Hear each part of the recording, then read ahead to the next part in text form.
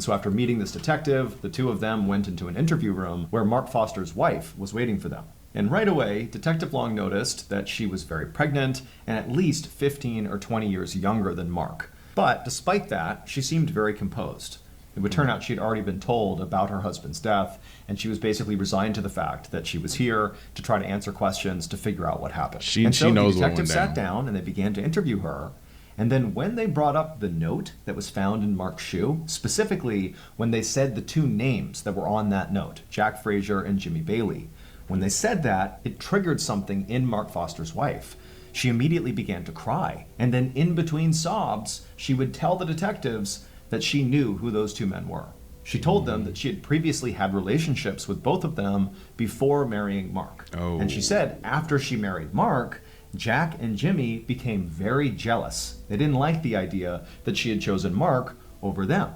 And so she had always felt like those two... Okay, over them? Like, how are two exes gonna group up against a current boyfriend? Like, hey man, I can't have her, you can't have her either, but we're not gonna let her be with this other guy.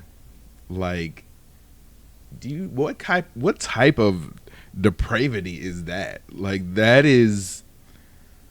Oh man. Yeah, that's a something. That's a something. Jack and Jimmy sort of had it out for Mark as a result of this romantic rivalry.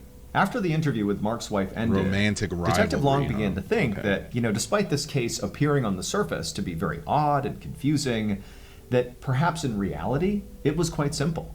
Maybe Jimmy and Jack were so jealous of Mark that they killed Mark.